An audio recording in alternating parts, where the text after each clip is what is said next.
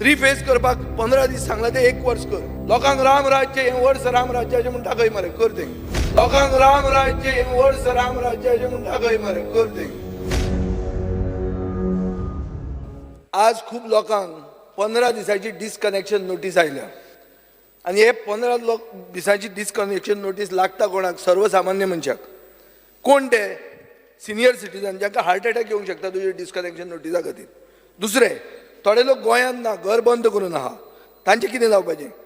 दुसऱ्यांनी लोन घेतिल्ले आहा, फायनान्शियल बर्डन आहा. स्पीकर सर, आतां एप्लाय कशें करप?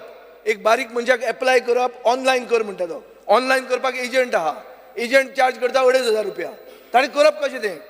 स्पीकर सर, थोड्यांक सांगलां 3 फेज घेया म्हणून. 3 फेज घेवप म्हणल्यार टोटल वायरींग चेंज करप घराचें.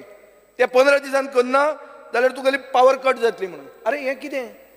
हे गरमी येवपाचे पयलीं, गिमाचो म्हयनो येवचे पयलीं, कार्नवाल जातकर गरमी जावपाक लागता. ताजे पयलीं स्टार्ट केलें मरे हाणें. कसलें रामराज्य?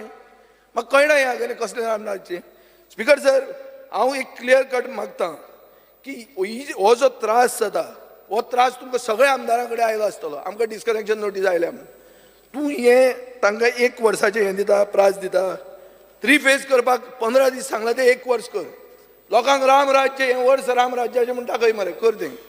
हांव अशें विजय बाब उलयता आसतना सिस्टमॅटीक प्रश्न हात घालून उलयता.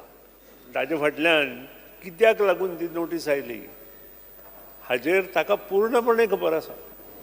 स्पीकर सर, खंयचोय फ्लॅट जेन्ना मनीस घेता किंवा घर बांदता तेन्ना 5 kVA आमचो लोड घेता आणि त्यानंतर फ्रीज घालता, AC प्रत्येक रुमान घालता आणि त्यानंतर प्रत्येक जाण वेगळे वेगळे तरेन इस्त्री मारता आणि कितें, आणि तो लोड सादारण 8-9 kVA जाता. आणि ह्या खातीर जो फ्लक्च्युएशन ऑफ जी इलेक्ट्रिसिटी पावर जाता ती त्या खातीर जाता आणि जो लोड आसता तो ट्रान्सफॉर्मराचेर येता.